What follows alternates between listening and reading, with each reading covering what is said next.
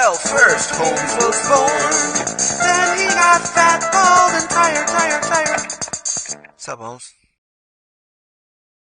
Beware your host, Jonathan Holmes. Thanks so much, Sinistar, and thank you, Dick Hogg, for being willing to be on the show. Hogg with 2 G's. Hogg with 2 G's. Yes, I'm not familiar. I've never met a Hogg with 2 G's before. Really? It's actually a more common name than you think. Oh, yeah? Yeah. Well, I don't know. In the UK, I think it's a Scottish name. But you get a fair amount of Hoggs, you know? Like, I'm not the only, like, even Richard Hogg. Actually, I was once in a hospital. I was in an accident, and I was in hospital. And the guy in the next bed to me, his name was Richard Hogg.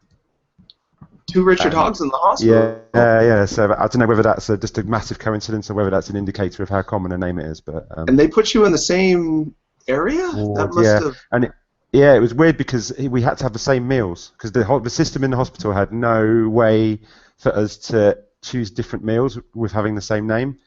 And it was really bad for him because I was on a liquid diet because I'd smashed my face up. You know, I'd lost all my teeth. And I was on this liquid diet. And this poor guy had to have the same liquid diet as I had. I'm feeling more bad for the Richard Hogg whose teeth got knocked out than the one who just got to have... Well. He was an idiot. He was in there because he'd burnt his hands on a firework.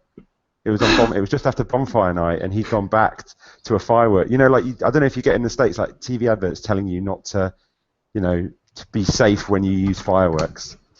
And they're illegal in most states around here anyway, so they don't even advertise them. Oh, let really? alone making sure that people don't blow themselves up with them. That's kind of a no-brainer, I guess you could say.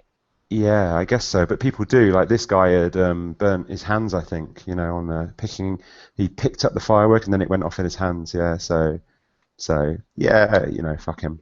Sorry, am I allowed to swear on this? Oh, sure, yeah. And for whatever reason, when English people it's swear... Sunday and everything. Yeah, well, it's okay. They'll let us go to heaven. And for when the English swear on the show, it's... When the English swear for an American, it's like, I don't know, a meatball covered in the most expensive of cheese. You know, it's still kind of base, but there's this elegance to it. So please, swear away. And for people who don't know, you're currently working on a game called Hohokum, which is coming to PS4, PS3, and PS Vita. Is that right? That's correct, yeah, I am. Yeah. Is it going to be compatible with PS Vita TV, do you know?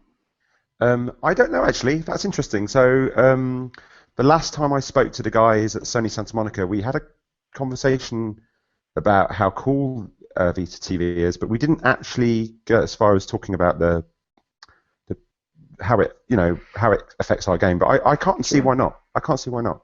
Mm-hmm. And it's Sony published, right? It is, yeah. So we're working with Sony Santa Monica. How interesting that Sony has kind of embraced so many different kinds of games lately. I can't even count the different genres that they're publishing right now, of all different visual styles as well. You've got, you know, realistic on the Last of Us side, and then you've got, I think they're doing Contrast as well, which is this pseudo-realistic, cartoony, but focused on shadows. And then you have Hohokum, which, what isn't Hohokum, really? I'm yet to play through the whole game, but each time I play it, I'm surprised in a different way. Thank you. What a fun thing you're doing. For people who don't know, how would you describe Hohokum? How would I describe it? Okay, so it's a very sort of it's got a very simple, colourful art style. It's a sort of whimsical, cheerful game. It has it's a game that's not it's not about being hard or stressful or frustrating. It's a game that's very chilled out and very relaxing to play, and almost offers a kind of ambient experience. And we like to talk a lot about activities that are a bit like doodling or noodling around, and things that you lose yourself in, and you don't feel, you don't worry about what you're doing. A bit like so the character in the game is like a kind of long, windy thing that's a bit like a snake or a worm. And one of our inspirations when we were sort of working on the game is, like, you know, when you fly a kite, like a stunt kite, you know, like a 2-string kite. And it's kind of a weird thing. I was flying a kite the other day actually, and it's kind of a weird thing because it's you can't really do that much other than just go around in circles, really. But it's a really cool thing, and it's almost a thing like that you zone out and you sort of get lost, doing it, and yeah, it's incredibly satisfying, and yeah, we've kind of stumbled across this game mechanic, I guess, which offers those sorts of possibilities, I think. Huh, interesting. Yeah. Does that make sense? Absolutely it does. When I play a kite, it's a mixture of muscle memory and instinct, plus tactile feedback, which feels really good, plus just taking in the environment and enjoying it for what it is, and also caring somewhat about whether I keep the kite in the air. So there's some tension there, both physically and in terms psychologically. When I play Hohokum, I certainly feel tense sometimes. When I'm trying to get the poisoned fish towards the thing that I want to get poisoned, I'm excited. Yeah, I'm worried. But I know if I fail, what's the worst that's going to happen? I'll just do it some more. There's no death, so you can't die in the game. And I don't know whether you found this, but even though predominantly it's not hard, it's not like it's not hard in the way that lots of video games are hard. Mm-hmm. But in terms of how you control the character, I like to think that people get better at it. It's weird watching. It's good. It's interesting when you watch people playing it, and they kind of get better at it, and they develop a kind of expertise at flying that thing around, and they kind of start doing it with more panache and more creativity, and that's really cool to watch. I really like that. Yeah, it gave me a bit of a feel of I don't know if you played the old Sega Saturn game Knights. Very, very simple. It's just a flying. You know how Sonic is basically about can you run fast and not mess up? This is can you fly gracefully and not mess up? It's one button to just fly faster, and you just do loop-de-loops. Very, very simple, very nice, very similar to Hohokum. Is that like Knights with a K? Nope, it's Knights like go to sleepy nights. Okay. Creepy clown, like anthropomorphic-ish. Sort of like the Powerpuff Girls, except a clown with long, sexy legs and pants. Yeah, she's a troubling character. Yeah, that's pretty good. And Hohokum, so much is about the visual design. It's just a game people like to look at. When I was playing it, I had 5 or 6 people just in curiosity and in rapture looking at what was happening, not knowing what was going to happen next. When I handed them the controller, they were a little bit like, no, I just want to sit back and watch. They got a little pensive about it because... Yeah, one thing we talk about a lot is like sometimes people ask us about multiplayer, and someone asked that the other day, and Ricky was saying that Ricky, who I work with making the game, he was saying he's really into like social situations where people are. There is no multiplayer at the moment with Hohokum. There's no plans for multiplayer, but it's I think it's a nice game for a group of people to play where some people are just watching, or you can take it in turns playing, and yeah, I really like watching people playing it, and I like the idea of making a game that, because a lot of video games, like you can't really just stick on and have in the living room and people just, because it's quite an intrusive thing, if there's lots of explosions or whatever, Sure. Or it's so much about solving those problems and the tension that comes between the player and their attempts to do that. But in Hohokum, it's a constant discovery, weird eyeball discovery, robots in turmoil trying to help them turn on the computer monitors, meet the elephant. Some things that seem like symbolism for something else. And I want what to are get these robots and? I'm trying to. Am I remembering wrong? A robot factory and monitors and eyeballs? Were those robot eyeballs? Maybe I dreamed this. I don't know. I don't know. I like the sound of it. We're quite It's a shame it's a shame we didn't have this interview 6 months ago, because we could have got these into the game. But is there not a factory with? There is a thing. Yeah, that's an interesting question, because there's something that we're about to share, which is a bit of a game that no one's seen yet, which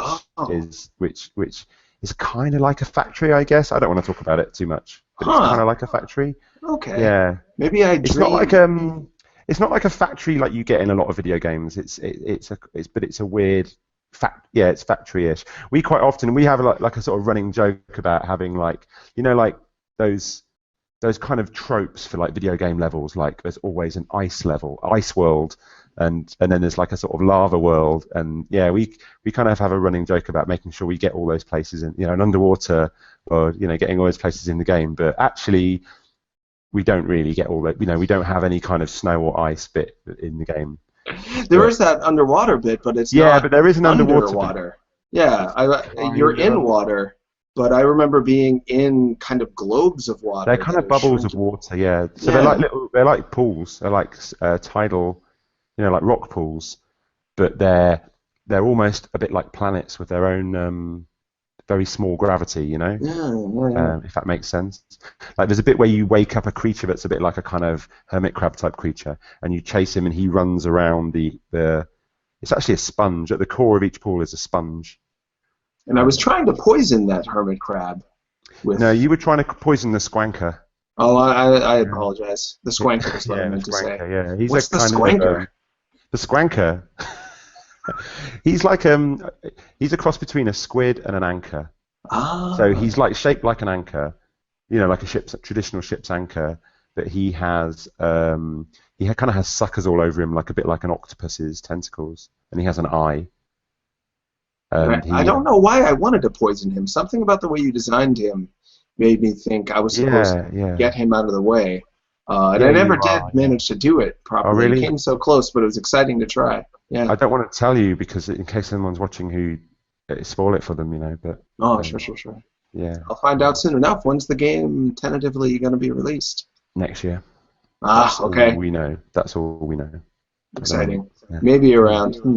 I look forward to that. So you are a visual artist primarily, from my understanding. Yeah, I am. Yeah, that's my background. Yeah, and that's kind of what I do. But I guess with this game, I'm also involved in design as well, and pretty much most aspects of it. I guess other than the kind of, I'm not a technical person. I can't, I can't write code or that kind of thing, and I stay away from all that shit. But, it feels bad. You and Ricky, is it mostly you and Ricky working on this, or no, there's quite a few people. There's quite a few people. So it started off with me and Ricky, and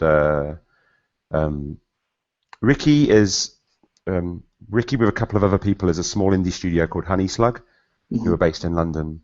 And I don't work there technically. I'm a sort of, the game is a collaboration between me and them. That's quite a complicated thing to try and explain. People like just, that tends to go over people says, I don't really mind that much, And then, just to start with, it was mainly me and Ricky, but we've got a few other people now. There's a couple of other programmers, and there's an animation team. Oh, wow. Is this the first time you've worked on a scale that large with a team under you taking direction from you? I've worked on non-game stuff. I've worked on animation projects where there's been a team before. Oh, okay. What sort of animation? Anything we might have seen? Maybe, yeah. I don't know about where you are, but yeah, lots of TV adverts and lots of music video type things. Hey, you might have seen. I did make some American TV adverts. This is quite a long time ago, maybe about 9 years ago. I made some TV adverts for all washing powder that were American. Really? Yeah, that were kind of had a very flat, simple kind of art style. Remember those? I don't know how successful they were, or I'm gonna dig into those. Do you remember what happens in them? Yeah, one of them is in a laundrette, and there's a guy, I can't remember exactly what happens. One of them's a woman in her basement, and I can't remember what the third. Yeah, the third one. I can't remember what happens in that. Oh no, it's oh no, I literally can't remember what happens in the third one. Do they just enjoy washing their clothes? I think there's a car crash. Between. It's quite funny actually. Yeah, that's what it is. There's a car crash between two vehicles that both have one of them is like a laundry, is full of laundry, and one of them is like grape. What's like a grape juice or something like that? Some sort of very staining liquid, and they have a car crash, and then all the clothes in the laundry van get stained or something like that. I can't really remember, to be honest. It sounds vaguely familiar. What happened? Yeah. I think that also happened in The Simpsons, where Homer crashed into a donut truck, and then He ate all That's the where they donuts. probably got the idea. Yeah, You probably. know, these advertising creatives, they pretty much get all their ideas from The Simpsons, don't they? Pretty much. So that was assignment work where you had to take the ideas of the advertising execs and work with it. Have you gotten to do a lot of stuff on your own that's purely your own idea in terms of film or animation I've or done a anything few else? things. Like I've done a few music videos, which are pretty much just my. So do you know the band Lemon Jelly? Do you remember Lemon Jelly? Yeah, I think so. Yeah. I made a few videos for Lemon Jelly. So I did. There's a song called the Shouty Track, which is the video for that I made, and it's all I did all everything. I did all the animation and all the drawing, and I'm not actually a very good animator. And normally I work with like on Hohokum, we're working with really good animators, uh, and guys who are talented animators. But on this Lemon Jelly thing, I kind of wanted the animation to be bad, like deliberately quite rubbish. So oh god, I've just pressed a button and something's happened. Hang on, sorry. That's okay. Do I want to turn carrot browsing on? What? Oh, I know. Fuck that. I Well, I will look into this lemon jelly video. What's it called again? yeah, it's called the Shouty Track. I think it's Shouty online. So it should be online. Yeah, All right. and I'm pretty proud of it actually. That it's really bad. It's kind of very scribbly and stupid. So do you say but, more crude or yeah, it's very crude. that can be really charming. That can be a lot easier to relate with. I hope so. Yeah. Yeah. And I would Um, say a lot of the stuff you're doing with Hohokum anyway, it immediately has that relatable. You're skipping all of kind of. There's a lot of barriers between the player relating with the stuff on screen when there's a lot of technical stuff stacked in the way, a lot of filters and realistic pockmark textures and whatnot. But Hohokum is following in the steps of a lot of Sony games that I've enjoyed over the years, starting with Parappa the Rapper on the Yeah, that's PlayStation 1. interesting. And, You mentioned that. Yeah. yeah, and I've talked with Rodney Allen Greenblatt, who was the artist on that, and he's got a path that's not that dissimilar to yours, No, but yeah. It starting kind in of, fine art and whatnot. I'm yeah, sorry, go ahead. I've got to say, it kind of boggles my mind that there aren't more people who've done that. Like it's amazing how so many artists in the world of video games are like video game artists. I'm talking about visual artists. Mhm. So many people who make art for video games are kind of entrenched within video games, and there's lots of people doing like really awesome stuff. But to me, it's a really cool, like it's a no-brainer for somebody from outside of, like it happens more with the music, doesn't it? Mhm. It's a really cool, the idea that someone who's, say, a fine artist or an illustrator might work on a video game. So Rodney did that, and Mhm. and I'm trying to. It's hard to think of many examples really of where that's happened. Sure, And it's pretty rare. I'm trying to yeah, think of some in Japan, more often in Japan, from what I know. And I'm guessing, I actually have a fine arts background. I went to school for it here in Boston, and there was such a class divide even between the abstract painters and the installation art, people creating like a house to wander around in, and the guys that just wanted to draw Mickey Mouse and whatnot. Huge social class divide. And then even below them were the people that played video games at that point. Yeah. Video games was almost like as low as pornography down on the social scale. Yeah, that's been my experience as well. That I've still got a lot of friends who are fine artists, but I find that scene feels really hierarchical and really it's been a revelation actually for me getting involved in games and particularly getting involved in indie. Is compared to sort of the sort of visual art stuff I've been involved with in the past.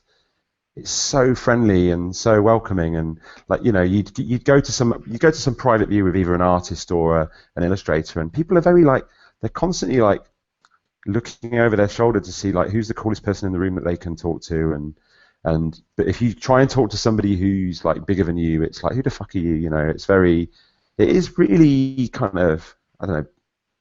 Yeah, it's kind of a bit cliquey and a bit statusy, And Absolutely. then when I started making games, when I started making little indie games with Ricky, straight away you're hanging out with everybody, and everyone's really interested in what everybody else is doing. And I can't think of many people who are kind of aloof or kind of arrogant.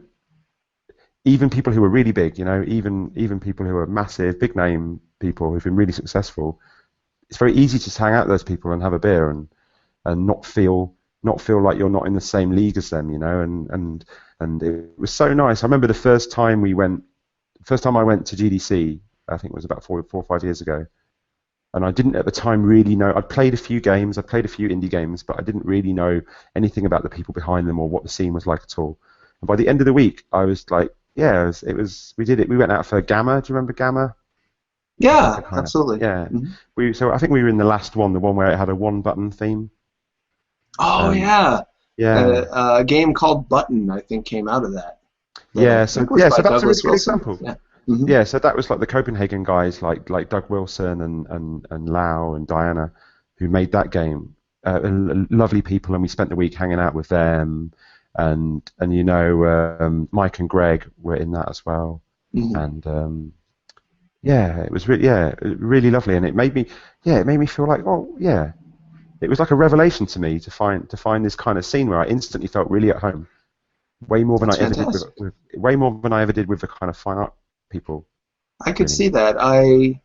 My understanding is so many people who get into indie game development, it's not because there's any hope in their mind that they're going to be the next Warhol or Picasso or whatnot. They don't expect to ever become a world famous name. They're doing it because it's a opportunity to express their ideas and to get to know other people who want to do the same thing. And the way you can make a game with such a small amount of people, and oftentimes with not too much effort into the coding these days, because the coding software has advanced so much, you can really be a playful, adventurous sort of person who's not so interested in social hierarchy and get into game development pretty quickly. So, and I've been, again, so excited to see Sony try to grasp onto so many of the developers of that mindset. Yourself, they're working really closely with Vlambeer, tons of different on Kickstarter. They're snatching those up as fast as they can. How has that been to work with Sony? Hohokum is, I think, your second game working with Sony. How has that been? Yeah, it is. Although it's a completely different part of Sony that we're working with. Yeah, it's been fantastic actually. We kind of realised that with Hohokum, we'd need to work with. We couldn't make the game ourselves. We couldn't afford to make the game. You know, speaking frankly, we knew that we didn't have the resources to make the game we wanted to make ourselves. And so we started looking into options to work with like a publisher effectively. We kind of knew straight away that there weren't going to be many people who would be happy with because I guess we're kind of, like, it's quite a pretentious word, but we're auteurs. We've got a very strong idea of what our game is and what we want it to be, and we don't want people who are going to erode that with notions of like I think sometimes it happens that quite an interesting idea for a game gets signed by a publisher, and during development, all the cool bits get knocked off, because different people get involved, big organisations, different people get involved. There are a lot of quite cautious, conservative agendas floating around, and the next thing you know, your game looks just like every other game, And I'm not saying that would have happened with Hohokum if we'd gone with somebody else, but we definitely felt really conscious of wanting to go with somebody who would who would get what we're doing and be supportive of it. And I guess just based on other games that Sony Santa Monica particularly had published, we kind of knew that they were interested in working with artists and kind of artists with a capital A, really. Mm-hmm. Do you know what I mean by that? Yeah. Absolutely. After Journey was such a success for them, I've seen Sony take that, not only financial success, but in terms of what Sony represents. Because there's so many people, Sony represents Walkmans and tech, and the creative side of it isn't synonymous with Sony as of yet. But in the past few years, I've seen this huge push from Sony to associate themselves as closely as they can with, we're doing this because we want to support people who have something to say, that they want to evoke feelings in the player beyond just, there was an explosion and someone got hurt. They want to fill game development with a spectrum of different emotional experiences. And Hohokum already, there's very few games I've played that make me feel similar to Hohokum. And actually, if there are any, they were also on on Sony consoles. I was going to ask if there were any games that influenced the look and the style of Hohokum other than the game of flying a kite. Yeah, you can. Which is pretty awesome. Can I continue on the thread I was on there? Because I've not. Oh, I'm sorry. Yeah, Yes, of no. course you can. Yeah, because you asked me the question like, what's it been like working with them? So Yeah. I was kind Continue of on that. I'm sorry. So I was just leading up. I was just how we were nervous about being with somebody who might not be supportive of our kind of creativity or whatever. Anyway, Sure. It's turned out they're evil and they've treated us really badly. No, they're really good. They're really good, and they're good to the point where sometimes it's us who are being conservative, and we might do a bit of play testing, and there's something that we think isn't quite working out, isn't quite obvious enough to the player, and we start worrying about that, and then making Hohokum more video gamey, if you know what I mean by that. Yeah, sure. And the guys at Sony Santa Monica, there's been quite a few occasions where they've kind of stood up for the more kind of esoteric nature of the game and gone, look, you don't want to bother, you don't want to, you don't water your game down, they've been really good, and they've brought a lot to it as well, in terms of ideas and there's people there who are very good at making video games and know a lot about making video games, and the music people there have been amazing, like really. Yeah, there's a whole wealth of expertise in music that's the one bit of our game which, for me, was like it's the one bit that we know is really important. I think audio and music is probably more important in Hohokum than it is in a lot of games. And at the same time, it's not a thing that we're very strong at all. I don't think we really would have.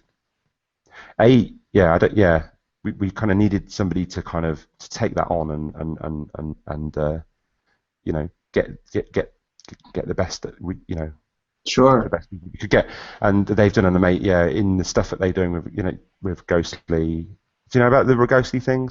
No. So there's a record label called Ghostly International who are based in Michigan, Ann Arbor, I think. Okay. And they're a kind of, I guess, ambient. I hate that word, electronica.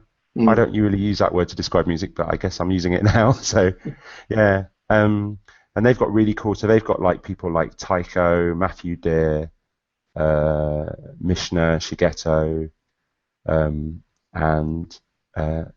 we had before we were even talking to Sony, we had a playlist of the sort of music that we saw being in our game, and quite a lot of the music on that was from that record label, and then Sony Santa Monica have made it possible for us to collaborate with that record label and do a kind of do a thing with them, where we're using some pre-existing music, and then artists are making new tracks for the game as well. And I guess there'll be a soundtrack. I'd be amazed if there's not a soundtrack. It's really exciting. Awesome. That's fantastic. Sounds similar to what they did with Sound Shapes a little bit. I don't know if you've met the guys who made that game. Yeah, wonderful dudes. And I love the way that Sony, I get that part of it is because Sony definitely wants to put out a certain image and brand themselves and align themselves with these artists, both visual and musical, that are seen as legitimate and not in it just for the money. I think that's a great thing for Sony to jump onto. Even if Sony may, it's hard to imagine that they aren't behind it. The people way far behind it aren't in it because they want Sony to, of course, get as much money as possible. But if they think they can make Sony rich by giving you free reign to make Hohokum, then I'm all for it. I'll give them all the money I can at that point. And to align you with these not very well known, but the so well loved, the people who enjoy the music you just described, they do it because it's such a intimate thing between them and the artists, and to have those people find out about Hohokum through the music they enjoy is a perfect fit. That's what I'm guessing. It's interesting. Like, a lot of people talking at the moment about Sony. It's become clear that Sony PlayStation have made a really strong push to to work with indies and get lots of indie titles, especially on the Vita, but yeah, on other PlayStation things as well. Sure. And what like you were talking about what their motivation might be and what their whether it's that they genuinely think that's the future of, or that's part of the future of games, or whether it's an image thing and they're trying to look cool, or they're trying to look diverse, or it's like an artistic decision. Like from my point of view, I've got to know some of the people within Sony who are kind of banging the drum for this, who are the guys who are kind of going out and developing links with indies and trying to get indies onto their platform, and they're really passionate people who it seems to be that it's coming from I don't think it's someone. What I'm trying to say is I don't think it's someone right at the top going, we need an edge, we need to be doing something that the other guys aren't doing, or whatever. I think it's more people more on the front line. I think it's more the kind of what do you call those sort of dev relation people? I think there's certain people in that bit in those jobs who are just like super excited about indie games, really. Well, when I heard that Sony hired Shane Bettenhausen, I was just like, it's all over. They got it.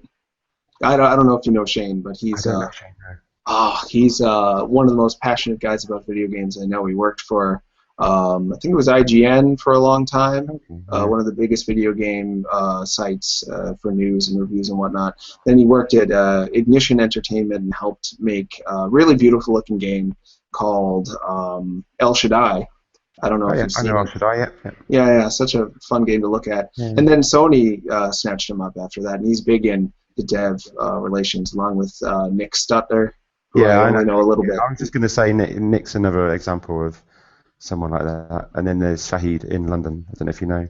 No, I haven't met him. Yeah, he's awesome. Yeah, and he's so he's the guy who as far as I know, I think he's the guy who managed to get Vlambeer to do stuff with Sony. Huh. Interesting. Yeah, that doesn't surprise me too much. It doesn't matter too much to me why these people have been hired. I'm just excited they've been hired because they genuinely get it and are seem to be sticking their neck out for developers every chance they get, and it's only bodes well for Sony as long as these games make enough money, and I'm guessing they're going to. That PS Vita TV, $99 for that. That's fantastic. I feel like they saw what the Ouya was trying to do and tried to do it in a way that would hopefully be more marketable. I don't know to what extent it's a reactionary thing of like seeing the Ouya and thinking, how can we quickly? I don't know whether things can happen that quickly in the world of making video game consoles, But when you look at the sort of recent, the recent push to get lots of indie titles onto the Vita, you can kind of see that it makes sense with that really makes sense with Vita, with the Vita TV thing. Absolutely. Yeah. I wanted to ask. I sort of asked before. I want to definitely make sure we get to it. Are there games that showed you that a game like Hohokum could work, other than Kite Flying, which is an awesome game? But were there other video games that directly, not so much influenced, but at least showed you, like, oh yeah, this can be something we could work towards? Because in so many ways, Hohokum is unlike just about every other video game, especially with the no death state thing. That's usually, Animal Crossing has no death state, and I can probably name 5 other games. But was there something that showed you, like, yeah, we can make this? That's an interesting question. Like, I guess I'm trying to think of games that directly inspired that kind of feeling of. I'll tell you one thing that I sometimes think, actually, and it's not a particular game, but it's a way that I play games that makes me that is an inspiration for Hohokum, which is that I spend quite a lot of time playing games, trying to find a kind of less stressful way of playing games. So. And enjoying a game for the environments that are in it and the ambience, or whatever you want to call it. So an example, any game like recently I've been playing Last of Us, and playing a game like that for me is a weird balance between this kind of stress. So there's two things. So with the core gameplay, i.e. shooting zombies and whatnot in that game, there's two things going on. One, I find it quite stressful, and quite often I'm not really in the mood for that. Mm-hmm. And two, I've played a lot of games like that, and I've shot a lot of zombies, and it doesn't excite me as much as it used to, if I'm brutally honest.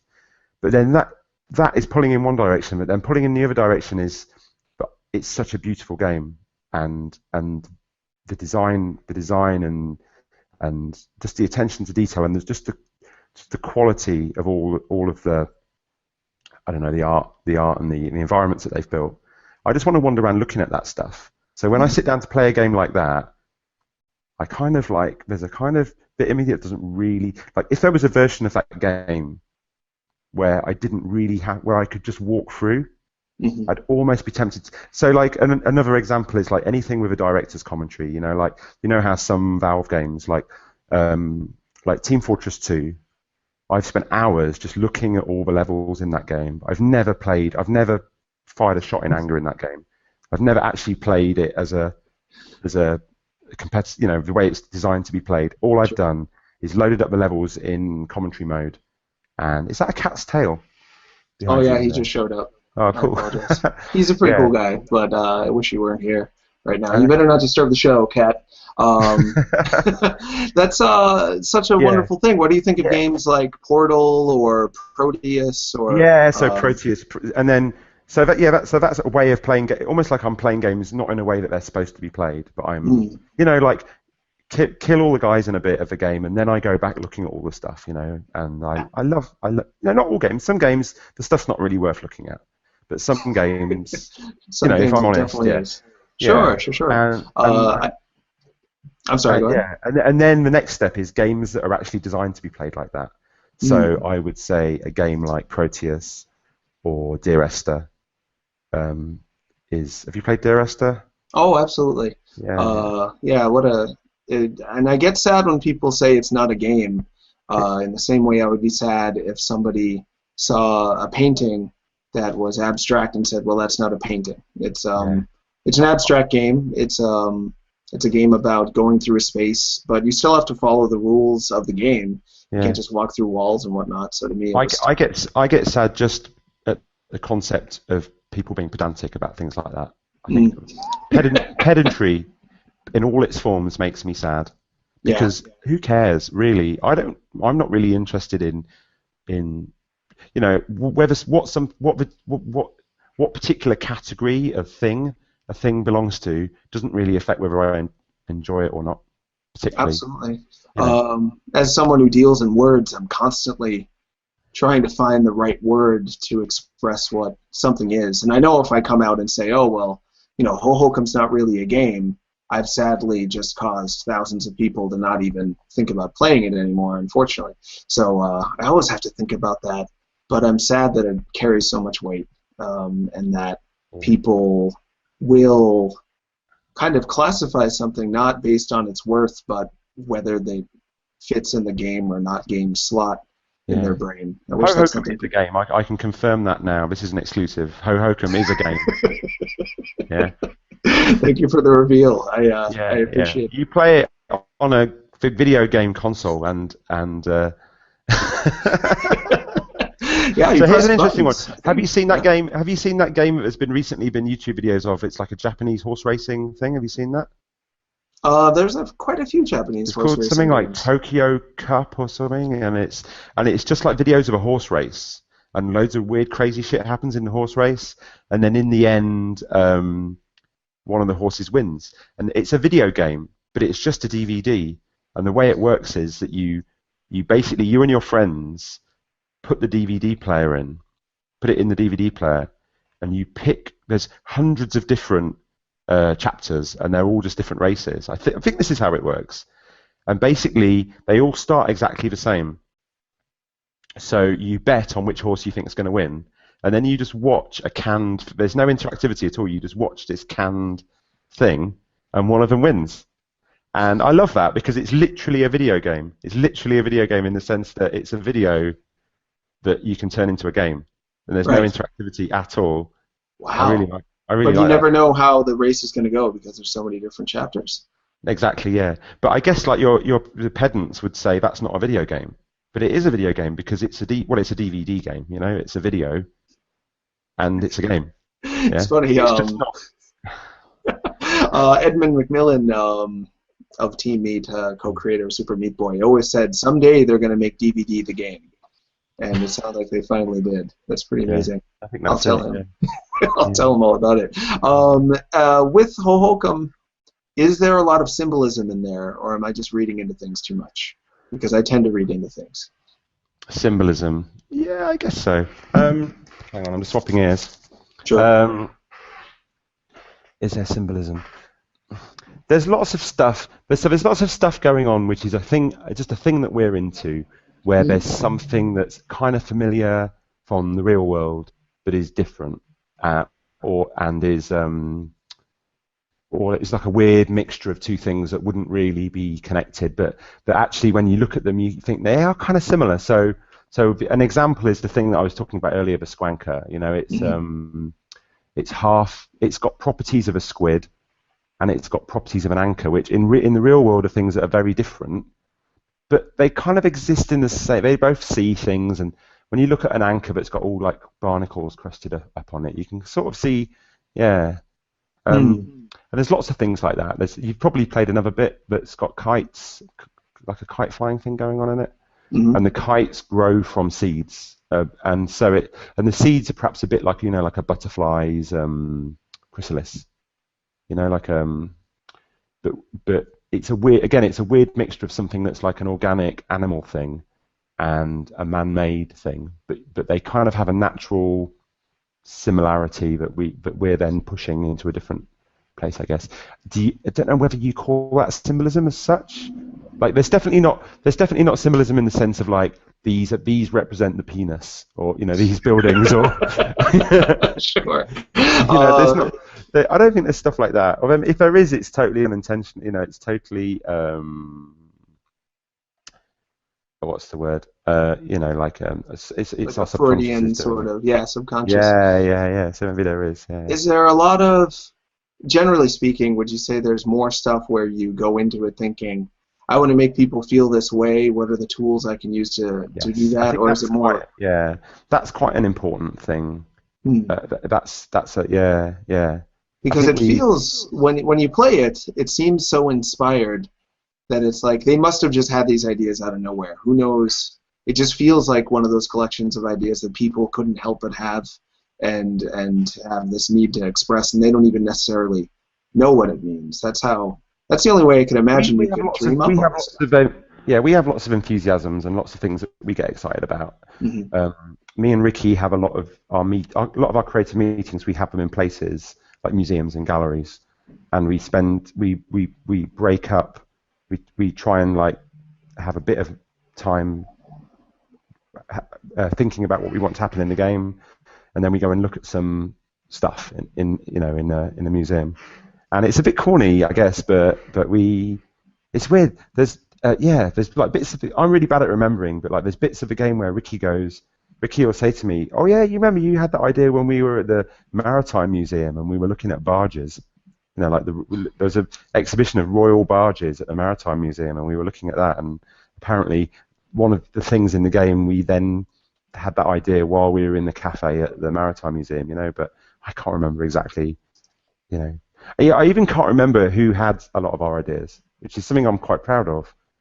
Most of the things that most of the stuff in Hohokum, I couldn't tell you whether it was my idea or Ricky's idea anymore. That's fantastic. How did you end up meeting Ricky and get to this point where you're through band stuff? Yeah, through being being in bands that played at the same venue, and then being in the same band, and then we're not in a band anymore. But, what did you play in the band? I played bass guitar. Oh, cool! I had that feeling. You've got a bassist feel to you. I also play bass guitar. Yeah. I'm not a very good musician. No. Ricky's a good singer. Ricky's a really good singer. Huh. I keep meaning actually I should apologise that Ricky's not here because I know you were really keen to get both of us to. You know, we'll have time for Ricky next year for certain, if not sooner. Whenever is the time to talk about Hohokum again, it would be great to get him on too. So for me, it's 2 for the price of 1 to spread you out a bit. Okay. But if he'd like to come on next time, or if you'd like to come on with him, of course you'd be invited. So how long have you known Ricky for? It's got to be like over 10 years now. Wow. Got to be like maybe about 10 years. No, about 11 years, something like that. That's some time. And you worked with him on Frobisher Says as well? So we made Frobisher Says. We actually kind of made Frobisher Says in the middle of Hohokum. Well, yeah, we were making Hohokum first, and then we got the opportunity to make Frobisher Says, and so we stopped work on Hohokum for roughly a year in order to make Frobisher Says, and then we went back to Hohokum. I'm sorry. Yeah, we made the game for the thing I was telling you about, the one button thing. We made this game called Poto and Kabenga, that's the first game thing that we did together. Proto and Kabenga? Poto and Kabenga, yeah. Poto and Kabenga. Tell me about that. It's you can play it online. It's just a flash game online, and it's just a game with you control with one button, but there's 2 characters. There's a rider and his horse, and the rider and the horse get separated, and then it becomes split screen, and you have to make them avoid. It's a very sort of traditional video game. You have to jump over things basically. It's a side-scrolling game where you have to jump stuff, but you have to control these 2 guys at the same time, and there's a weird mechanic that's quite a headfuck. It's quite a hard. It's like trying to pat your head and rub your tummy at the same time. Sounds great. It's really dumb. But yeah, that was the first thing. So Gamma used to do these themed competitions every year, and I think Ricky just rang me up and said, "Do you want to enter this competition?" And at the time, I wasn't really that aware of. Like, I'd played a few indie games. I reckon I'd probably played like VVV, and I'd probably played like World of Goo. Like some of the kind of breakout indie games, but I wasn't at all aware of a lot of stuff. But we entered that competition, and that was kind of the start for me of doing this kind of stuff. Yeah.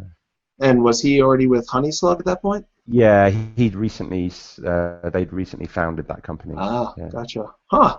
Yeah. I'm so glad that he did. And for people who don't know, Frobisher Says you can get right now for free, I think, on the PlayStation. It's free. It always has been free. Yeah, because technically it's like a demo app. Game. It's a game. I can also confirm that Frobisher Says is a game. A series of games. Was that influenced by WarioWare, or was it just made in? I think it was more influenced by Rhythm Tendoku. Oh, cool. If you know that game. One of my all-time favorite series, actually. Yeah, I like WarioWare as well, but for me, Rhythm Tendoku just has a kind of humor that WarioWare hasn't got. It's kind of really stupid humor to it that I love, and I just generally love that genre of game, and I think it's weird, isn't it? When you make a game that's like that, lots of people go, "Oh, it's a bit like WarioWare," and it's totally reasonable that people would. I'd be exactly the same, But I think there's an argument for saying it's a whole genre, and I don't know what you call it. I came up with this name for it, arcade tapas, because it's like.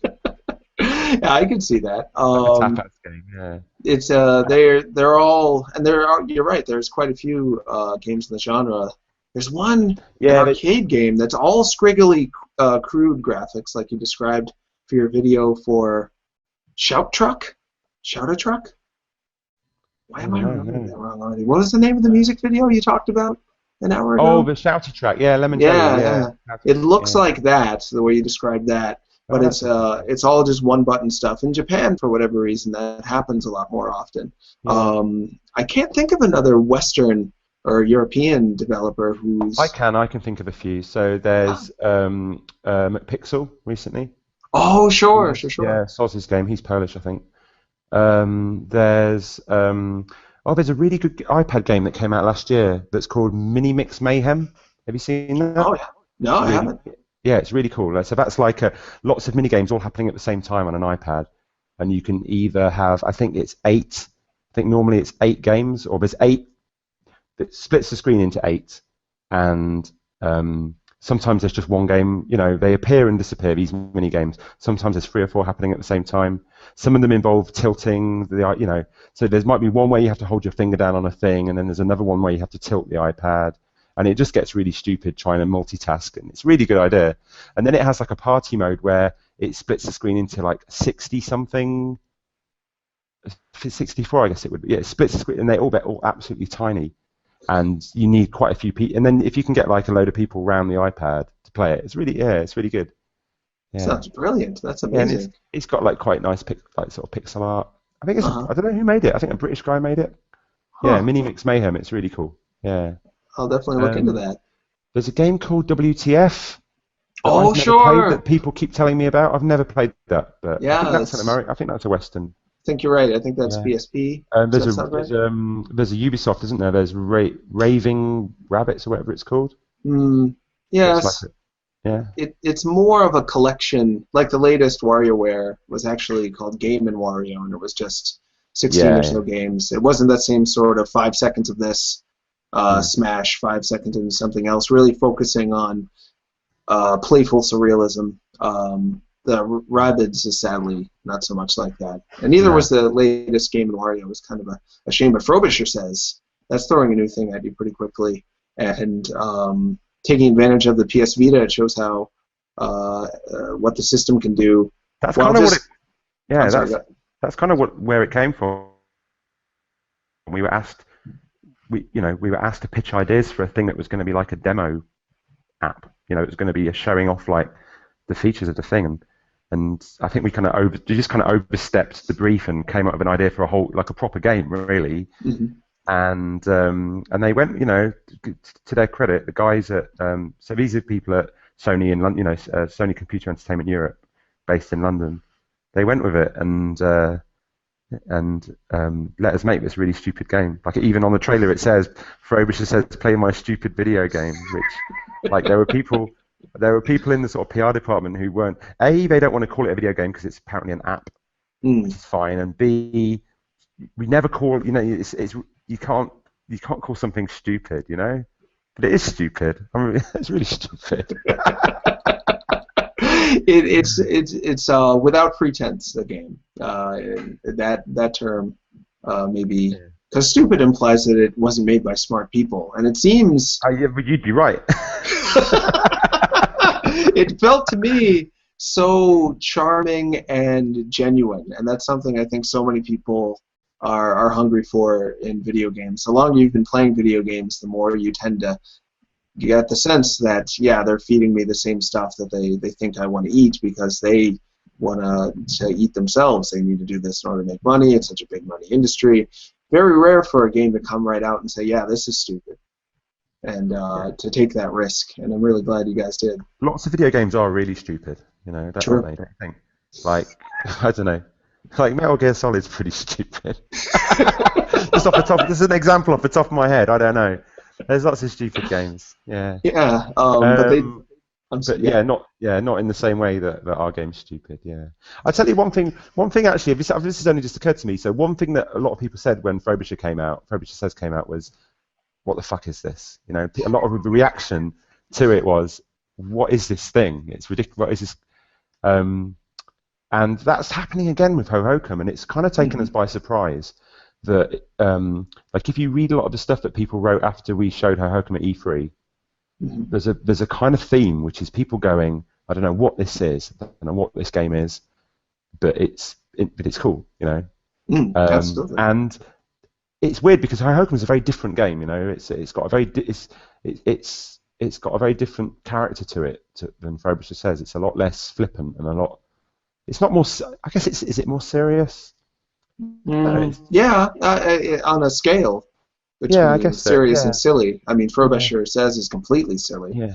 At least as far as I know. But we seem to hit on these ideas that people that kind of confuse people to a certain extent. I like that. I want to make games that people don't really know what to make of it. I think without wanting to get all negative about video games, I think it's quite a conservative industry. I think there's a lot of people out there frightened of taking risks with the things they're making, and frightened of people not getting it or not understanding it or being confused. and so everything has to be really obvious, and nothing can look too different to the last game, or the and that's a shame. I think that's a shame. There should be more people, more there are there obviously there are auteurs. There are people like I don't know, like what's his name, Suda. Oh sure. You on? I can never names of numbers in like really throw me. Suda 51, you mean? Yeah. Yeah. Like, he makes stupid games. He does, self-admittedly. I've met him a few times, and but he's become this kind of figurehead of cool that people have latched onto. Everyone knows his name, but not everyone actually buys his games. But people like read his interviews, and he doesn't. The last game Grasshopper released, Killer is Dead. He was out promoting it, but he didn't actually do much on it. He just wrote the story. Yeah, it's interesting. Again, this latching onto the idea of how can we move video games to this other side of being cool, because the whole idea of your game being cool just because it looks like a Hollywood movie, that's sort of 5 years ago at this point, I feel like, and I feel like there's a real push to try to get to something more genuine and more eye-opening, and you guys just seem to do that naturally. It doesn't sound like you maybe it sounded like you were surprised that Hohokum was going to surprise people so much, but there aren't a lot of ride the laser squid tentacle and get the adorable gang to jump on your back and fly around the giant elephants. I'm remembering that, right? Or did I dream that? That happens, doesn't it? I think you've done it now. Sorry. It's okay. There's still time. We can still put it all in an email. We can still get it in the game, I'm pretty sure.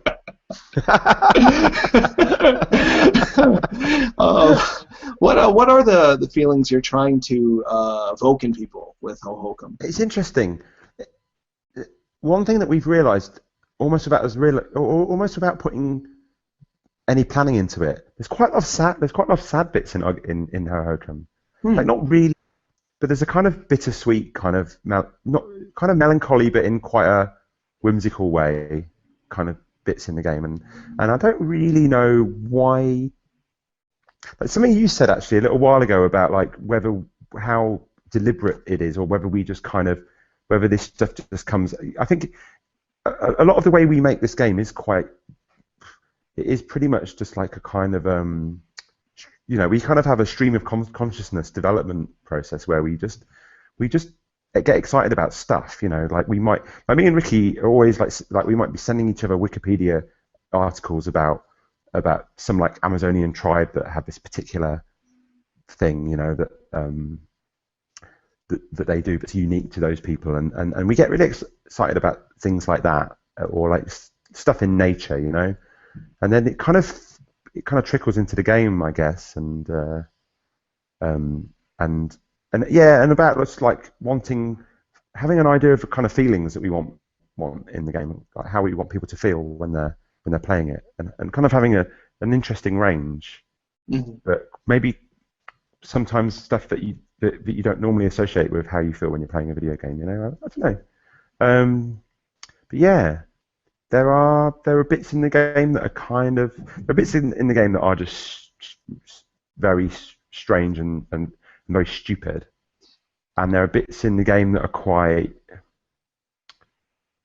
like farcical. But then there are other bits in the game which I think are a little bit sad. But then also the other weird thing is I find it really hard to see it through the eyes of other. I find it really hard to know what other people would like. Some things are obvious to me. Some things in the game are like really obvious. Like there's like a running joke we have about female characters that I can't draw. But like I'm really proud. So we have a very high percentage of female characters in Hohokum. Huh. And why wouldn't you? Because half of people are female. So in our game, roughly half of people are female as well. But it's really, people don't know. Yeah, it's weird. Whenever people are playing it, like you're talking to someone who's playing the game, and they're like, "Oh, I'm going to pick this guy up now," or he's, and I'm like, "It's a girl. Clearly, it's a girl." She may be wearing trousers, but And But their expectation is that. I mean, I don't know if you. Mhm. I've got to draw bigger boobs on them. I think that's what I have to do for people to realise. Usually, when guys aren't good at drawing, especially when they're just starting and they only know how to draw themselves, naturally, just every woman has gigantic boobs and gigantic lips and gigantic eyeballs. So, but hopefully they'll pick up on it the way that it is. I'm guessing it just defies their expectation to the point because we are in this industry. I was just at an event here in Boston called the Boston Independent Festival Games. I think I might have those. And I'd expect it to be, all races, all, even split between genders because indie games are so much more focused on making everyone feel included. But it was still, just mostly Caucasian guys there, very nice Caucasian guys. Don't want to sound. Love them. Yeah, I love them. But that's, it's still. Yeah, they're my no, favorites, they're not. Just in case someone does take that the wrong way. I would hope they wouldn't. They're the worst people, if anything. But it's I don't know if you know the actress Gina Davis from the old American films. I don't know. She was in The Fly. She was in what? The Fly, Cronenberg's The Fly. She's married to Jeff Goldblum. Okay.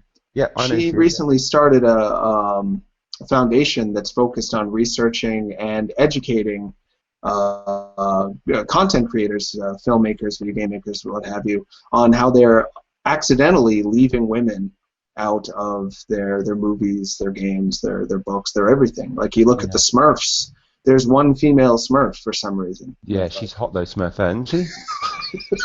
No one's going to mistake her for a guy. Yeah, she's. There's also only one old person. So what's that about? Yeah, good point. That too. Same with the Avengers. There's one female Avenger and one black Avenger. You're talking about the Avengers. Our Avengers is just a guy and a girl. You're right. Yeah. With the movie had Ralph Fiennes and Uma Thurman. It's troubling, but it was fun to see Sean Connery be the villain for a change. Oh, yeah. Yeah, I like that. Yeah. Well, we're well off track now. Feel badly about that. Fine, no. I also wanted to ask if you felt like the sadness that comes about in Hohokum now and again is more intense because of the contrast between that and the whimsical look to the game. Because when you look at it, I'm sorry, yeah? Yeah, I wouldn't say it is that intense, actually. I wouldn't, it's not like really, it is a kind of whimsical sadness, a kind of like, it's the sadness that I always get. When you've been on a vacation, you've had a really nice holiday, but you're kind of glad to be going home as well. Mm. Do you know that feeling? I always get it on the ferry. Like if we go camping in France and on the ferry on the way back over, you're on the ferry and you like maybe have a little drink on the ferry. You sit and you watch France disappear in the distance, and then like an hour later you see the coast of England, appearing on the horizon. And it's a kind of a sad but happy feeling that I had a really great holiday, but I'm looking forward to seeing my cat as well, and that's a very particular feeling which, for some reason, seems to have made it into our game in a few places. Like, I don't know, people are probably going to play the game and go, what the fuck was he talking about, that whole thing on the ferry with the... I don't know, like a kind of bittersweet, whimsical feeling. That's the kind of sadness that's in... Hopefully. What a nice way of describing it. I wish there was a particular word for that. Maybe... There probably is, isn't there? Yeah, probably. Probably in German. They have a word for every specific feeling. But one of the things I love about Hohokum from what I've played is there's so much room to put yourself in the game emotionally. You've created these iconic characters that don't telegraph how you're supposed to feel so hard. Like if it were acting, it would be like a subtle De Niro performance from the 70s as opposed to like so many games I feel like are more of a Jim Carrey performance that are like shoving the emotion down your throat, screaming like you're supposed to feel excited. Whereas Hohokum is a quieter, more subtle, more open experience. Jeez, I feel like I'm reviewing it before I played it. I hope this is all true. I've played the game a couple of times. It's true, right? True. Yeah. How far along into development are you now? Quite far now. Yeah, it's interesting. We're getting to the point where we can sort of see kind of we're kind of heading into the kind of wrapping up process, which is there's still quite a bit to do, but like we try and we spend a lot of time kind of thinking about what our creative process is like and trying to keep it fun and keep it sort of agile and not get bogged down. So it's never been a case of having all the ideas and then spending ages making all the stuff. Like we try and leave openings for new ideas and new things all the way along. And so it feels weird now that we're at a point where we've actually just got a list of like, here's all the things we need to finish now to ship this game, and so I'm trying to find ways of maintaining a little bit of flexibility and a little bit of creativity, even though it's that kind of it's getting towards kind of the checklist part of the process. Sounds like. Yeah, hopefully that doesn't. Yeah, hopefully the checklisty nature of it doesn't suck all the fun out of the last few months, But yeah, it's we're getting there. It's exciting. Yeah, it's fantastic. And how fun would you say it's been to make this game? Because the way you describe it, it sounds like you talk to your friend about whatever interests you, then you come up with ideas and you're not even sure who thought of it, which is like the closest form of intimacy, in my opinion, when you're talking to someone and you're not even sure exactly who is who in the conversation anymore the way you remember it. And then you just get to make all that in a video game. That sounds like the most fun video game. It's been really fun, and hopefully it's other people have got, like the other people involved, like the guys at Sony Santa Monica and the animators and the other programmers who've come on board. And the sound effect people, hopefully they've also felt that they were welcomed into that process as well. We've had some creative meetings that have had those guys in, like we had a creative meeting recently that had all the animators came along too, and obviously all their ideas were rubbish, and we're not going to use any of their ideas, but hopefully they felt welcomed into it.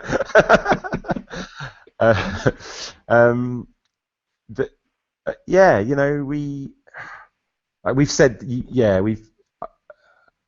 we've said this a lot recently, but I feel really strongly, really proud of our kind of, I wouldn't say it's disorganized, but we kind of have a meandering, woolly approach to making a video game, and I think that's a good way of making a video game. And it's a rare way for certain. Yeah, and I think that a lot of people in indie, a lot of indie developers have this kind of quite hardcore, quite sort of unsentimental way of making games, where it's like, have an idea, prototype it as quickly as possible, and then if it doesn't work, throw it away and have it, and if it does work, then finish off the game, and not everybody, but I think that's how a lot of people make games. And it works, and they make good games, but I think for the sort of games we want to make, we didn't really know. When we first started making Hohokum, we didn't really know what it was and what we were doing. We were just messing around, drawing stuff and throwing it into a kind of video game, into an editor, and playing around with it and trying to see what happened. And it's almost like it almost feels to me like the game designed itself in the space between our conversation. It kind of, there's bits of the game, like the core thing that you are in the game, actually evolved in the background while we were focused on something that was more of a foreground thing that we ended up throwing away. And so it's almost like you can look back at there's certain old builds of that game, and you can look back and you can go, oh yeah, look, there it is. That's like, there's bits in here which are the kind of seed of what we've ended up making. But at the time, we didn't even realize they were the most important thing. Does that make sense? Absolutely. It's an amazing level of fluidity, which fits with Hohokum because it is such a game about fluidity in itself. The way you designed it is the way it feels to play it in a lot of ways. You're just jumping to these different ideas, not sure what's going to happen next. Very flowing, free stream of consciousness experience. We're not flakes, We're pretty organised. I think you have to be. I think in order to make something like that work, you also have to be quite organised,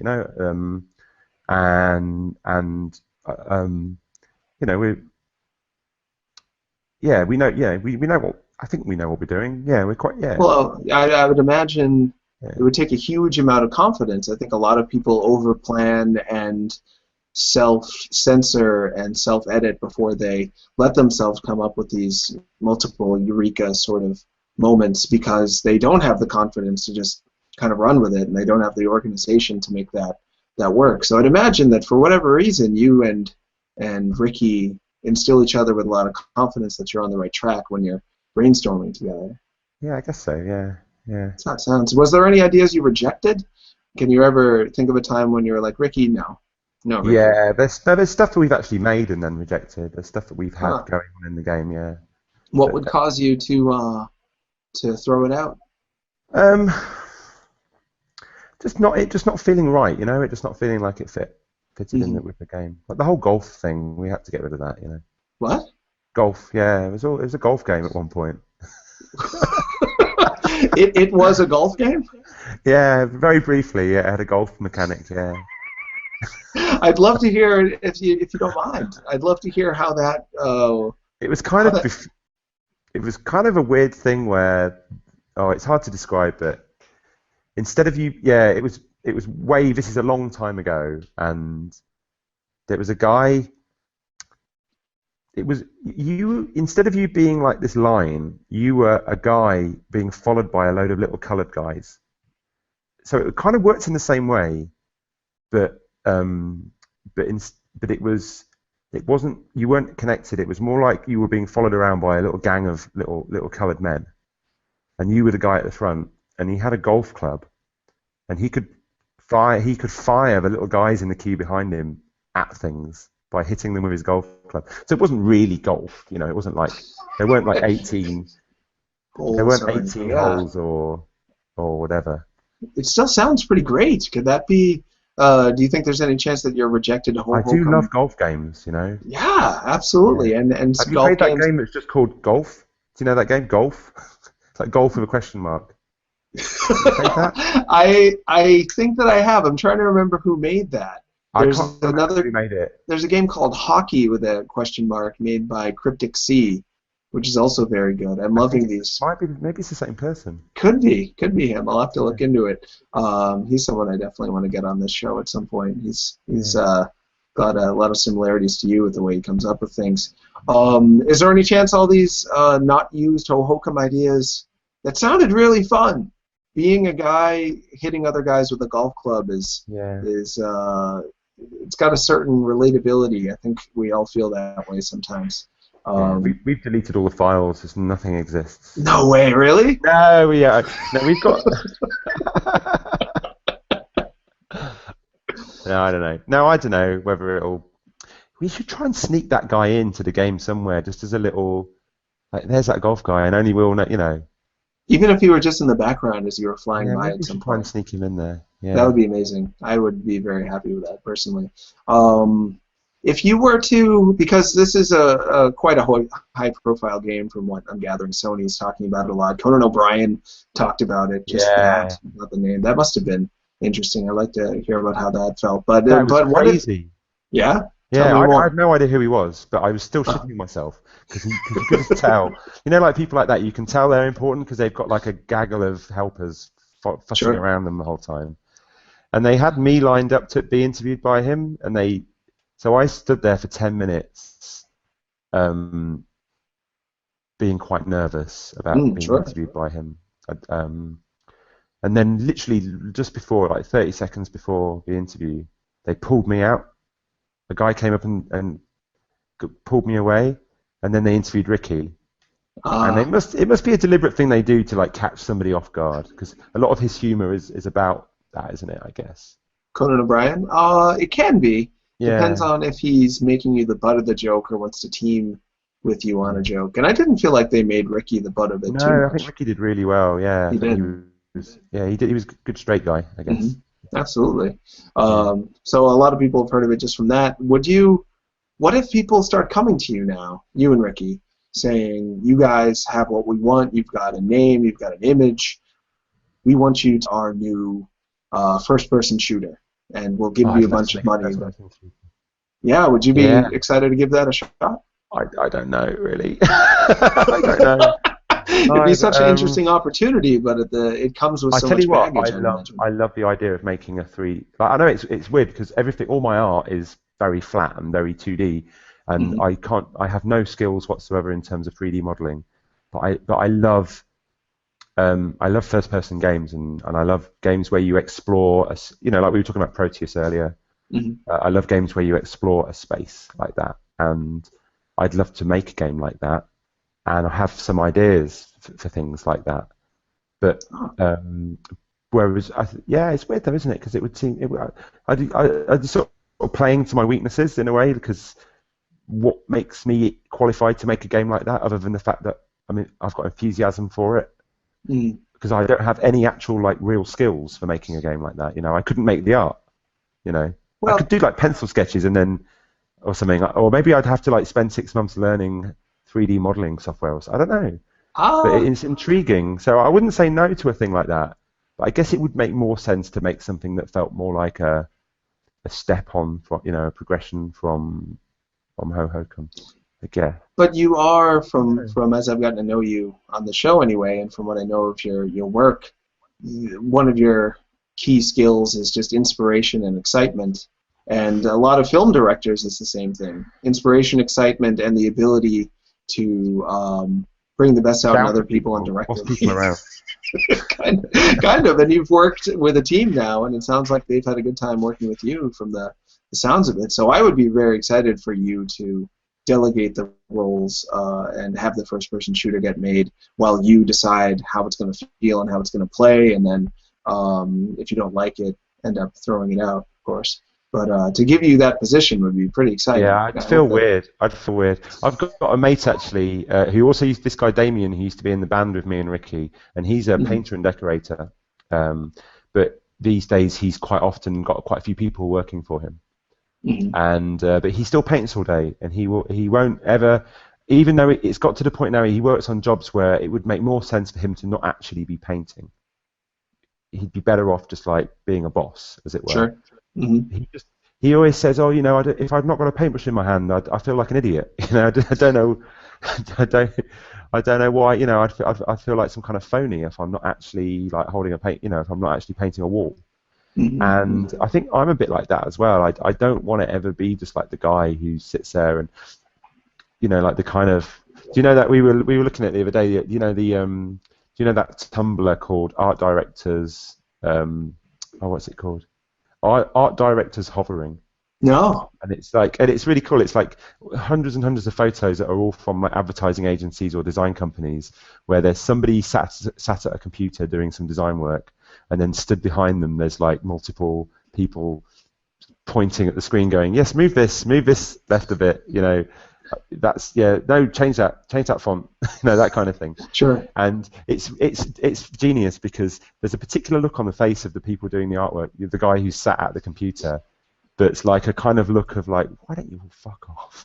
kind of just let me get on with this face. And I was doing some work in the Honey Slug office the other day, and Ricky was stood behind me doing that, and I showed him that Tumblr because I like that. I quite like that awkward dynamic where there are people who do the stuff, and then there are people whose job it is just to tell those people what to do. And I don't think I'm not really cut out. Not really cut out to be one of those people, really. Even if they were really begging you to, like if there was a team of people that said, "We respect your vision. We want you to tell us what to do. We just like making textures on walls, and we like, building a space that someone else directed for us." And you could draw the blueprints and everything. You could, do a lot of it. I'm sure it would be interesting to see what would happen. And your resistance to do it, the fact that you don't want to do it, makes me more excited about you doing it. Yeah. Years ago, I had a job where it kind of got like that, where I was directing animation, and I wasn't really doing any. The only drawings I was ever doing were just like sketches on a piece of, just like a rough pencil sketch. I wasn't really designing much myself anymore, and I kind of left that job and became self-employed because I wanted to get back to just actually making finished pieces of work myself and doing the whole thing myself. It's weird because I'm not like a loner. You know, I like collaborating with people. I like working with other people. So it's not like. But being a boss doesn't. But the best bosses I've ever met hate being bosses. Yeah, but are they happy? Because that's the problem. If you're no, like yeah, you know, they make good stuff, and the people working for them respect them. But do they go home at night? And like, I used to have a guy who worked for me years ago, an animator, who used to make. I used to go home and cry. He used to make me cry because he was so hard. He was a really talented animator, but it was so hard to get him to do what I wanted. And I'm so bad at being a boss that I found it emotionally painful to work with him. He was a nice guy as well. I'd go to, you'd go to the pub with him and you'd have a laugh about talking about other stuff, but it was just like too much psychic pain telling this guy what to do, and being a boss. I just couldn't deal with it. Yeah. I could see that. The probably the worst things in my life anyway are when I care about someone, I like someone, I feel affiliated with them and connected to them, but there's something sour about the dynamic that I can never fix. Yeah. It happens on the internet a lot. I don't know if you spend much time on the internet talking with people. I guess so, yeah. A little bit, yeah. I don't do forums or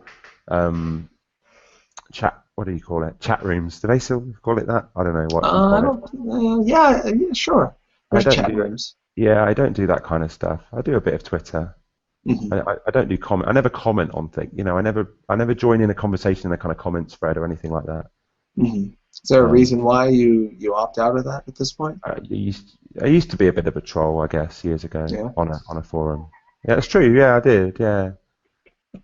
Was it so many of the people who are trolling on forums? They can't help but feel like the internet is not a real place. It's like almost like a text-based video game where you can just almost play it like Grand Theft Auto. Yeah, I've heard that argument a lot, and I think there's some truth in that. Yeah. I used to be a bit of a I used to get getting drunk on a Friday night and leave comments on people's Flickr photos. I can't imagine you doing that. Yeah, that's a regrettable. Yeah, I don't do stuff like that anymore. Yeah, I could see that being something that after some time doesn't have the same feeling to it anymore. Yeah. So now I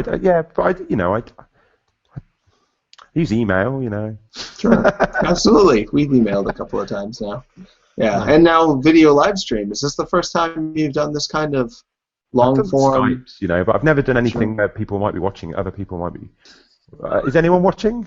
I'm not certain. I never know. I try not to know. A lot of people end up watching it in retrospect. I think the last episode we had, just on the YouTube, on the rerun, has a few thousand views. Wow. Then it gets listened to on iTunes later. I didn't even explain to you what the show is. Yeah. Then they listen to it later, and then they also watch it live. Yeah, I know that Angus, show, so. one of the animators working on Hohokum, Angus, told me he listens to it. So, hi, Angus. Oh, really? Yeah. Oh, that's awfully nice. Thanks, Angus. Yeah, I appreciate that.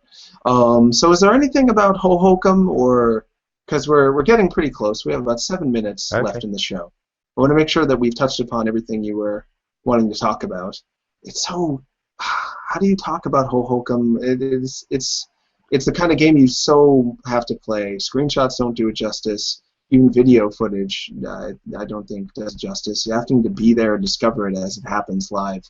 Makes such a difference. But how can... what else is there to say about it? Nothing. Let's just stare at each other. It was 7 minutes.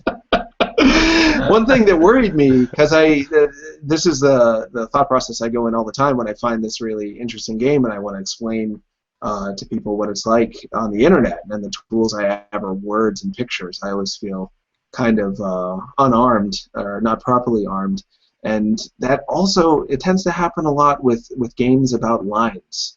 There's a game called Lilt Line. I don't know if you played it. It's on iPhone. No nonsense, fun game. I can't talk about that game in a way that people understand. They're like, "What do you mean?" Gordon, isn't it? That's Gordon who made Gordon Midwood. That's right. Yeah, he's an awesome guy. Yeah. Yeah, I think so too. He's been on the show before. They've got a new Kickstarter for that, haven't they? They're making like Little Lion 2 or I can't remember exactly. That's right. That's right. Yeah. and I've been trying to tell people about it, but they're like, you mean there's shapes and you're a line? And there's just a lack of emotional, like I think in the video game field, so many publishers and developers have made an effort to make people have an emotional reaction right away. You know, like look at this cool-looking guy with a gun, and you immediately feel something. So they're spoiled. They expect that feeling, and when they just see you're a line, they're like, what? And you immediately lose their attention. Like Nokia Snake, you know? That's what you say to people. I probably should actually. That's like a Nokia good point. Snake, but not trapped to right angles. I guess Right. Is that? Yeah, I don't know. Yeah, not trapped at right angles and not just on an endless path towards A lot of death, people mention probably.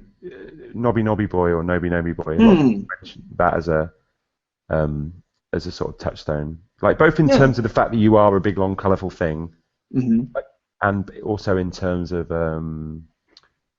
like that never really occurred to me. That's similar, but in the sense that it's like a play, you know, it's like a playground kind of thing where there's no real pressure to succeed. There's no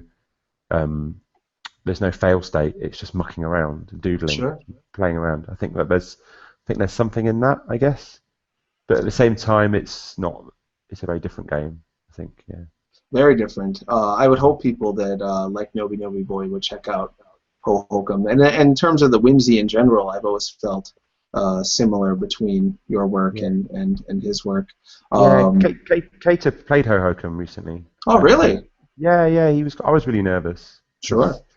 You know, he's a massive hero of mine, I guess. And yeah, I think he liked it.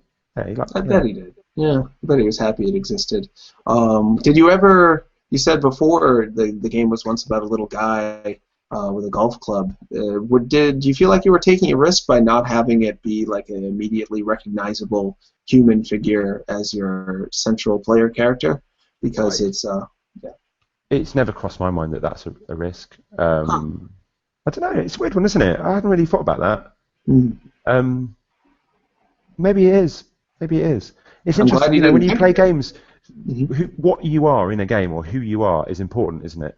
And like, you know, like so many people have said to me that recent Batman game, Arkham City one? Yeah, whatever. Yeah, like so many people have told me how good that game is, but the problem is I don't want to be Batman. Just don't want to be Batman in a video game.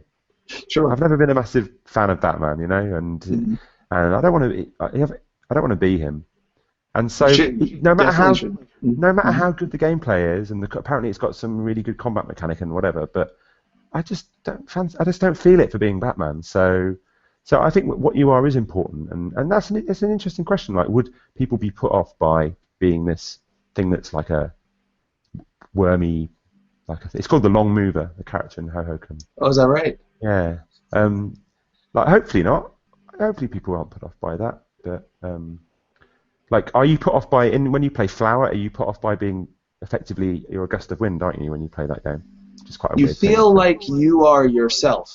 Like, one of the things I love about Flower is that I feel like I am the wind sitting on my couch, and I'm being able to passively but directly affect the world on the other side of the TV. And Hohokum, it feels a little bit similar to that in that I feel like the long mover is what it's called. Long mover, yeah. Amazing. That's just my thumb. Like I just feel like that is this, and it feels right.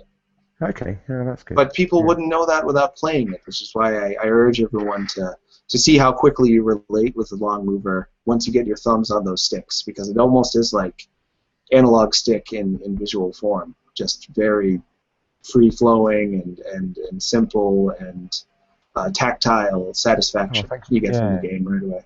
Yeah, sure. I'm really excited. I'm a little sad it's not coming out until next year. I'm going to play it.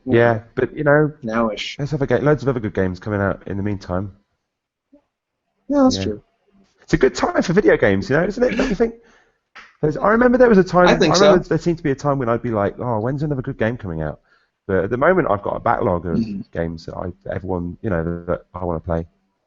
And yeah, if you know where to look and you are willing to try new things, you can find a lot of great stuff right now. Oh. Well, we're out of time, I think. Son of a gun. Yeah. Was this okay for you? You can tell me after the show if it wasn't, if you don't want to publicly tell me. No, I've enjoyed it. Yeah. But either way, I it's fine. forgot, it was a. Yeah, I just thought I was just having a chat, really. Yeah, it was just good. Yeah, that's the hope. I hope with the show people just get to know. There's a guy I've been chatting to a lot like. on Skype recently because he's doing a bit. He's in the States, but he's doing a bit of work on the game. We always spend about half an hour just talking, just generally about stuff, before we get on to talking about our, what we're doing. And it felt exactly like that. Just having a nice chat about stuff with someone. A nice Thanks person. so much. Yeah, the feeling is mutual. Yeah. Yeah, likewise. I feel sorry for the people listening, But you would be surprised by how much people just want to know what kind of person makes such an interesting video game, and you're so used to being the person you are, you probably don't see it. But I had a fantastic time talking to you. It was very inspiring. I appreciate it. People can follow you on Twitter. What's your Twitter handle again? It's just Dick Hogg, DICK _ I believe, HOGG. Yeah. Yeah. They can follow you there. They I don't know whether I'd follow myself on Twitter. But and they can check out your visual art, which is beautiful, on your website, which is Yeah, the website address is it's really awful. It's h099.com, which was funny at the time about 10 years ago, and now it's just really tiresome.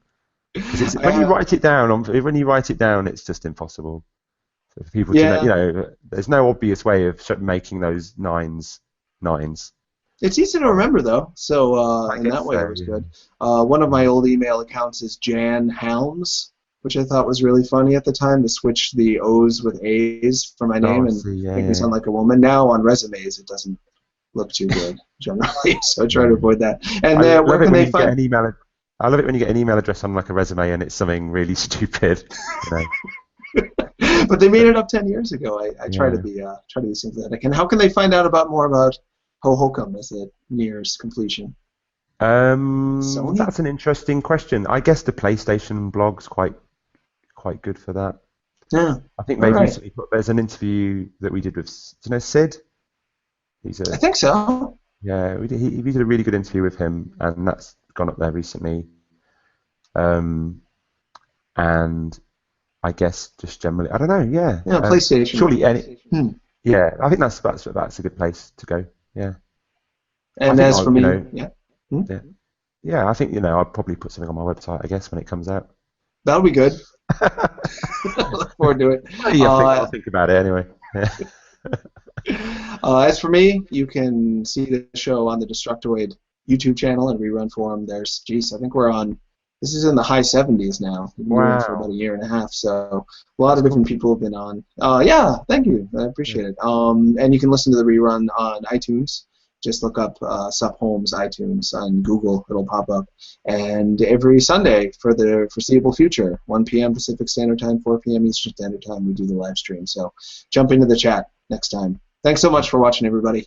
Take care. Bye.